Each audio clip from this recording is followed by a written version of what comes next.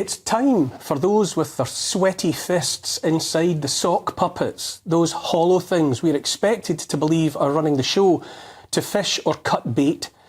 Either those puppeteers grow some and have their puppets mouth the words once and for all that we live now in a dictatorship where niceties like free speech, due process and equality before the law no longer apply, or they accept what so many suspect, that they haven't got the necessary nerve to look us in the eyes and tell us what they really have in mind, and so back off. Them's the choices, as they say. While those puppet masters obfuscate, dissemble and distract, all the while polishing their fantasies in their Bond villain lairs, it's long past time for the rest of us, those that care about free speech and presumption of innocence and the like, to talk loudly and honestly, without fear of consequences, about what matters to all of us. Because the truth is, we're talking loudly and honestly about less and less. We're still not talking about all the harm done to our children on account of COVID and lockdown and the rest of the nonsense. We're not talking about those left dead or injured by the products pushed as vaccines. We're not talking about hundreds of excess deaths every day, month after month, of people young and old, now sick and dying of all sorts, because too many people don't even want to think about what they know in their hearts. We're not talking about the torrent of taxpayers' money flooding into Ukraine and into the bank accounts of warmongers and oligarchs and all the international villains of the day. We're not talking about that because people are made afraid of the names they will be called and action that might be taken against them if they question the narrative that enriches the few and sees to the slaughter of hundreds of thousands. We're also not talking about the blatant seizure and erasure of freedom, about the imposition of more and more surveillance. We're not talking about how a so-called online safety bill has metastasised in Parliament, legislation that empowers Ofcom and tech moguls to dictate what may or may not be posted online. We are to be gagged, digital hands clasped over our mouths.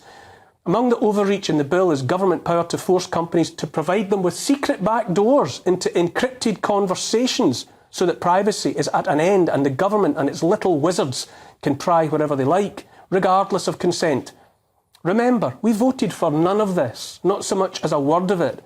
The online safety bill is a charter for eavesdropping with malicious intent, establishment snooping into yet another private place, an end to private conversations altogether. Not for the first time, I ask, who do these people think they are? Can it be only a coincidence that while the bill was passing through Parliament, backbench MP Dame Caroline Dinenage took it upon herself to use the power of the government she represents to try and choke off an individual's livelihood? We should be talking loudly about the fact she's married to a sometime high up in the 77th Brigade, the military wing of the propaganda war, still being waged against the tax-paying public, tasked with controlling the narrative. It's not just the authorities and the 77th Brigade doing the watching and seeking the silencing and the censorship. Their purpose is to drive division so that more and more citizens are tricked into doing the state's dirty work for them.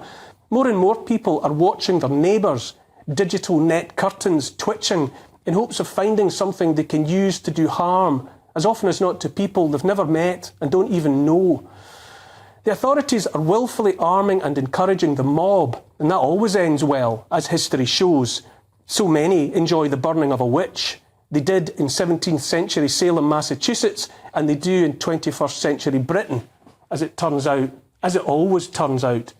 We're also not talking about an energy bill MPs passed this month by a huge majority that empowers the state to kick your door in if you're not obeying every diktat of the green agenda and net zero and the rest of the suicide note written on our behalf by the zealots pushing what I call the climate hoax. Legislation that imposes more severe penalties for lighting a wood-burning stove than for attacking a stranger in the street. We're not talking about the overmighty Parliament displaying blatant contempt for the people, you and me, that they're paid and sworn to serve. Instead of talking and shouting like we should be doing now, we're increasingly smothered by a blanket of silence, woven of fear of the consequences of speaking up and speaking out. That fear is the key locking us inside a cage that otherwise does not exist. I say we're not talking loudly enough about any of the things that matter. And we all know that that's plain wrong and will be our undoing if we don't change our ways. I say those in authority taking these draconian steps are labouring under the misapprehension that they're clever, cleverer than all of us. I say they are in fact stupid, or at least stupid clever, by which I mean that lethal condition afflicting those who believe they're clever when in reality they're dumber than dirt. I say too many of those in authority are arrogant most of all, and that arrogance is the handmaiden of ignorance, and that in the final analysis, where the reckoning is made, they are ignorant of what it means to be human and alive. Again, I say it's never about what they say it's about. Online safety is sold as protecting children. If they or anyone in authority cared about children in the online world or the real world, they would talk about child trafficking. They would release the Epstein client list. Instead of moving heaven and earth to destroy this or that individual, they would act in the case of the innumerable rapes and abuses of children that happen every day in town after town. Where, I ask, is the wall-to-wall, front-page to front-page outrage about that and 1,000 other horrors? Child trafficking, and I do mean children, including babies and toddlers, are bought and sold all around the world into slavery, into rape. And instead of broadcasting that, what do we get from the mainstream media? Just another unedifying spectacle, bread and circuses from the servants of the state. Instead of exposing the wholesale wrongs of the world, we have to swallow down our gorge as they preen and strut and boast about the power of investigative journalism in relation to the choreographed destruction of the one, after sitting on their hands and salaries for 3 years of calamitous lockdowns, destruction of rights, and the rest. Never in the field of human conflict have so many blind eyes been turned to the suffering of the children.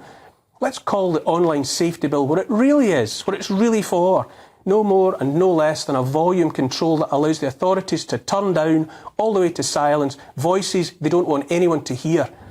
Speaking for myself for a moment, I know my every move on social media is watched in hopes of weaponising it.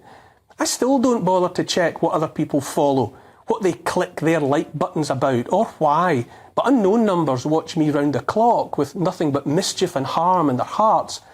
In the past few years, those curtain twitchers have seen to it that I've parted company with the National Trust for Scotland, for whom I was the first and only president who wasn't an aristocrat, from Combat Stress, a charity for war veterans suffering from post-traumatic stress disorder, for whom I was a patron, by the Sunday Times in Scotland, for whom I was a columnist, by the Association of Lighthouse Keepers, for whom I was a patron, by These Islands, a group campaigning for Scotland to remain part of the UK. Most recently, the Royal Society of Edinburgh informed me my spoken views were incompatible with my fellowship. And as soon as I realised they wanted fellows to think and speak as they were told, and that the RSC was therefore less a body of scientific inquiry and more a cult, I dropped them like a hot potato. Silencing and censoring are everywhere. Last week, a good friend of mine was suspended from X, the social media platform formerly known as Twitter, for no reason he could discern. That he co-hosted, along with me and Lawrence Fox, another good friend, an online discussion about tyranny and the need for change, that he later engaged in debate with interested parties about direct democracy and the power of the people, may or may not have played its part in having him sent to the naughty step. Online protest by his many supporters got him reinstated the same day, as if to prove the point of what is easily done by people acting together. Our voices, used to tell the truth, are all any of us really has. More than anything else, these years just past have been about keeping us apart, driving division. Everywhere people meet was closed. People were frightened into their homes. Now the online world they chased us into turns out to be something else they feel the need to shut down. They didn't see that one coming, those stupid, clever people. But people talk and the truth will out.